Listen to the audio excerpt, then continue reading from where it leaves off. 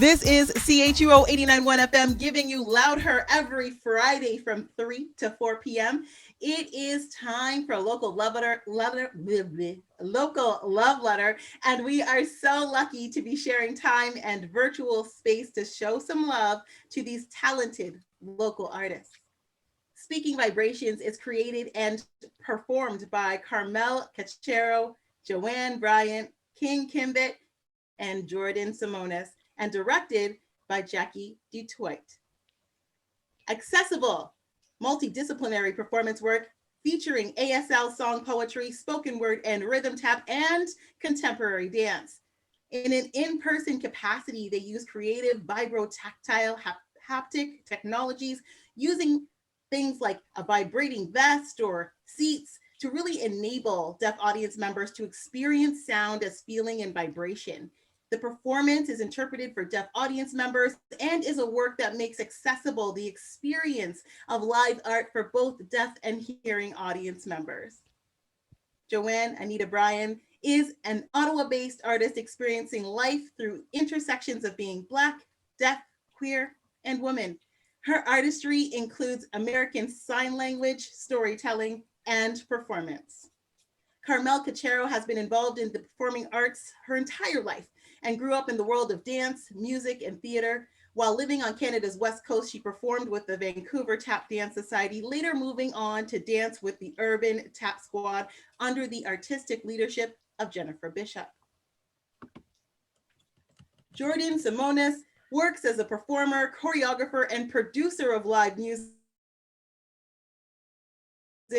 a visionary go-getter and creator. Jordan has a background and history in independently self-producing shows in the National Capital Region, having founded, produced, and hosted the annual Rooted Contemporary Dance in Wakefield, Quebec, and North of Mind with Carlton U jazz musician Dennis Bass, featuring acclaimed Canadian fingerstyle guitarist Don Ross.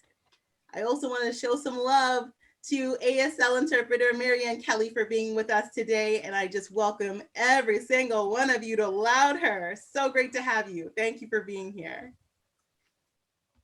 How's everybody doing? Good. I'm saying great. Wonderful. So good, so good. It's Friday. Friday. So I'm so excited. I'm just going to get right into this with y'all, and we're going to do it popcorn style. So whoever feels that they want to get in on the response, please hop in. Let's just talk about some stuff before we get into your upcoming show. I would love to hear how and when you all came together to form this group. I can answer first. Yeah, we Absolutely. So we basically in early 2019 in January, Carmelle and I, who we're friends and performers with the group Ottawa Rhythm Initiative, and we decided we wanted to do something together outside of that group. As well, we had worked together on a show of mine, the North of Mind show you were talking about in 2018. So we talked about wanting to do something else together, something multidisciplinary. And so Carmelle talked about her friend and colleague Joanne, and I had actually recently seen King Kimbit at a show in Ottawa at the Girls Rock and Media Style show she performed at. And I was like, honestly fangirling over Kim. And I was like, she would be perfect to work with. And I hope, I was like, I don't know her though. How am I going to contact her? And I just, the day before this application was due to apply to perform at Uproar Arts Festival, a new festival in Ottawa at the time in 2019. I just messaged Kim on Instagram. I was like, hi, you don't know me, but we really want to work with you. And the application's due tomorrow. Is that okay? I kind of saved it. I was scared to ask her. And then also I was afraid to appear unprofessional by asking her the day before something was due. But luckily for us, she accepted the offer and was into not really knowing what we were getting into, but open to the application.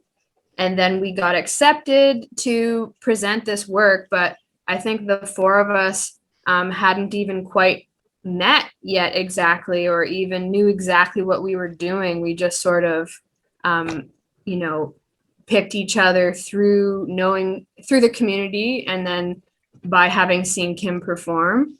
And then we started meeting after that to get to know each other. I think our first meeting was at a coffee shop back in the day of going to get coffee with friends.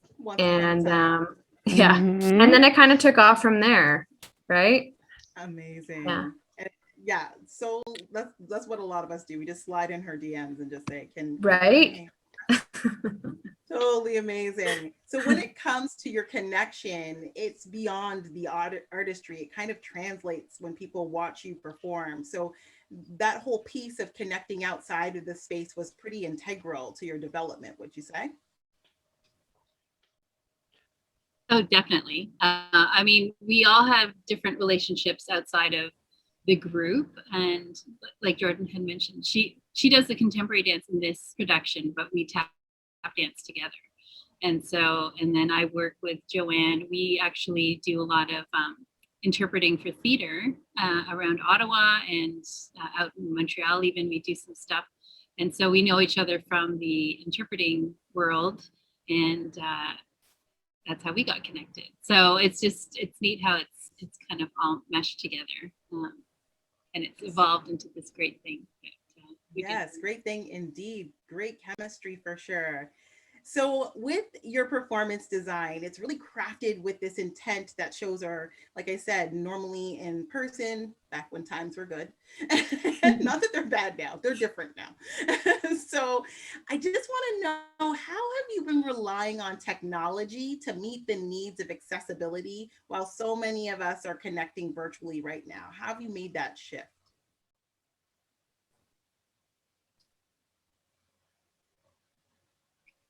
This is Joanne. Well, online is more of a visual medium. And so we've added captions as a starting point. I use sign language, which is visual. We also have ways of showing vibrations via like graphics, so that people can see how sound translates into a graphical form. So that's one. I don't know. Maybe other folks want to add something. Yeah. So the thing that's different about this is because we can't do it in person, like you'd mentioned in the description of the show. In a live version, we have the vibrotactile elements. So we had to think of ways to make it still accessible online without that part of it, which in later iterations, when we are back at live performances, we will have it. So yeah, we try to make not just regular captions, like the text is more visual and they themselves have a different personality to them to reflect what's being said.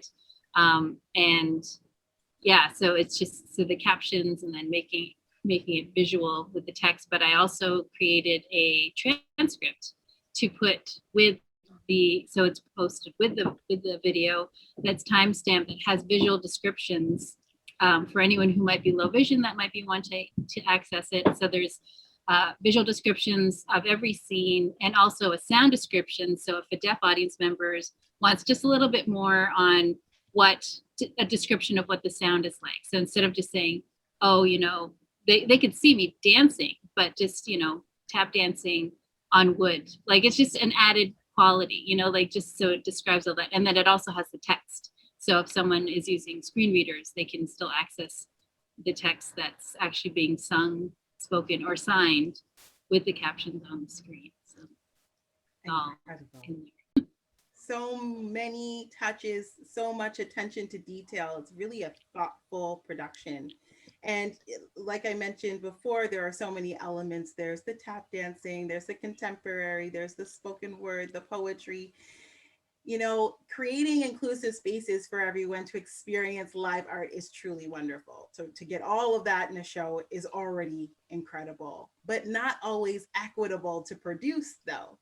So what are some of the barriers and what can venues and potential sponsors do to make productions more equitable, in your opinion?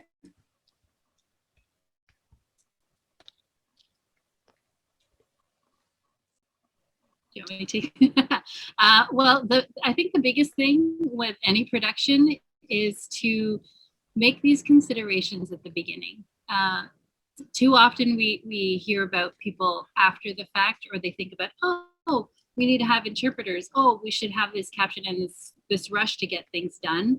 And it ends up being like an added element to the show itself. But our goal for this, and I think what a lot of people should do, is integrate it from the beginning and make it part of the show, where it's not an added, feature at the end, and it looks so separate. Yeah, like it just looks so separate when you have interpreters that are hired last minute, or any kind of accessibility. You even have audio description added at the last minute. You could tell, and it's also not part of the actual creation of the piece. But when you integrate it all and you think about it from the beginning, it just makes a piece more wholesome, and it looks like there is an intent to do it, which is what it eventually the goal is, to have it so normalized. I don't like that word, but that's the only word I can think of. But it's where it becomes just, you expect it. Like it's not a special thing, or it's like, ooh, that's so cool, it has interpreting. No, it should be, yeah, it has interpreting. It's a different type of approach. So absolutely. Thank you for that. I do want to get into the show. We are also very excited for it. It's going along so well. Tickets are available. Let's talk about it. Speaking Vibrations Accessible Music Concert is running until May 14th and is interpreted and captioned, which again is making the experience of live art for deaf and hearing audiences accessible. As you have all put it perfectly, you're centering ASL song poetry, accessibility as aesthetic, and sound as vibration, demonstrating that music is more than acoustic sound. Music is a three-dimensional, emotive, embodied, and vibrational medium.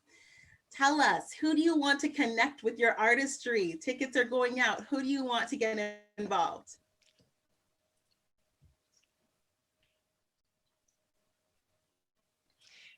This is Joanne. Really, anyone is absolutely welcome to come and watch the show, whether they're hearing or deaf, deafblind, or hearing and blind. Really, we want people to see the show and understand the primacy of accessibility, and how all of the art forms involved in the show really, make it. Also, we want to spark interest and help broaden people's minds to possibilities. When people see the captions and hear the music and see what we have to offer, we want that to be a goal of our work. Yeah. Fantastic. I too have performed as well, and I definitely had my favorites. I'm curious, before we go, can you just tell me what your favorite parts of the show are, each of you? Oh my goodness. Well, it's pretty sweet the way we set it up when we created it, which I think was super organic when we look back and think about how we created it together. I think that we're lucky that we basically each get to perform with each other in a series of duets that's punctuated 3 times by a solo by Joanne. So we're lucky we get to experience kind of a personal interaction with each of the members of the group, which makes it kind of turned into like a bunch of separate special pieces. I would say, just for me, this most recent experience of having just filmed it, I had a really great time dancing to Kim's singing, because in our first piece in 2019, Kim and I didn't end up having a duet yet. And so we built one in this time, and we didn't have that much time to develop it. So we just worked with some improving. And so I asked her if she could sing one of her songs in the piece, but sing it in a different way, sing it a bit slower or give some more pause to it. And then I made it my job as a mover to try to match her singing with my body and to try to only move when she was moving, to try to make my body the music. And I had such a fun time doing it with her on stage this time round.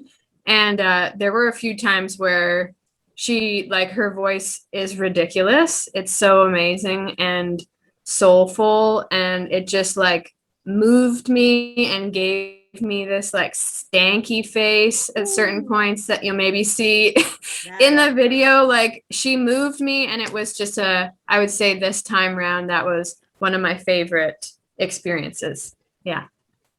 So great. Thank you.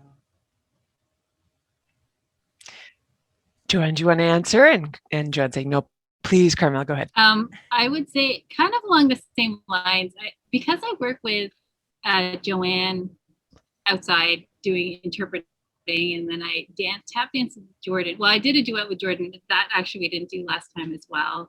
So that was new for this one. But also to do the contemporary and tap combination, because usually we're tapping together. And then with Joanne, being able to tap dance while she's signing. I don't know. Yeah, all these parts to it. And I loved performing with King. I mean, that felt so natural. I don't know. There's so many parts. You can't pick one. I wasn't expecting this question. I love it all. I love it all. I love it. That's okay too. I love it all. That's okay. And for you, Joanne?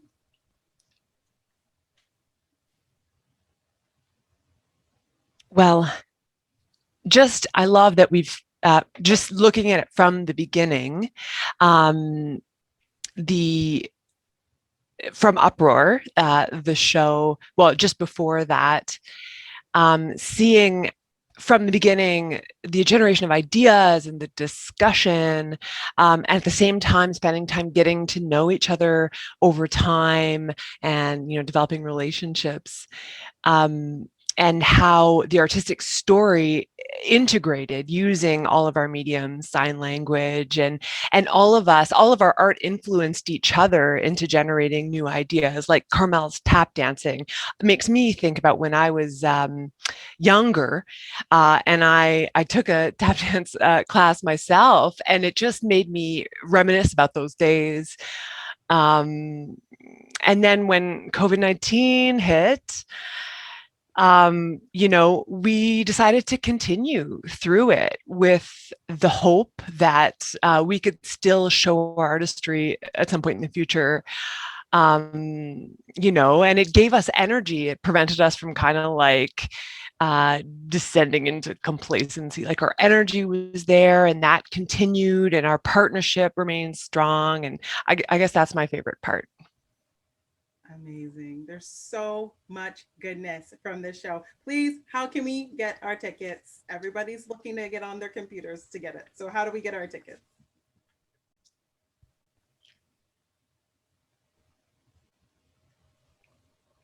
Oh, you're muted, Jordy. My bad. Okay, here we go. You can get your tickets through Eventbrite. So you can either search on Eventbrite, Speaking Vibrations Accessible Music Concert, or you can check the link in our bio on our Speaking Vibrations Instagram page. It's also in our individual bios on our personal Instagram pages, and it's on a Facebook event on Facebook, same title, Speaking Vibrations Accessible Music Concert. And then the Eventbrite link is in the description. So you can go there to get your tickets. And then after that, once upon purchase of a ticket, we'll be sending you the link to the video, which you would have access to at your leisure to watch until the 14th. So a week from today. And actually in 20 minutes ish is when the email will be sent out to everyone who's purchased tickets. So counting down already. Let it begin. We are so excited for the show. Thank you all so much for this amazing production. Everybody get your tickets. That's all I'm going to say. But until we do that, we're just going to dance it out because these are incredible artists and this is a fun track for us to dance it out to. Let's get into some Survivor. We have had the incredible Speaking in Vibrations with us today. Let's do it right here on LoudHer, a little Destiny's Child to close it out. Let's hit it. Let's go.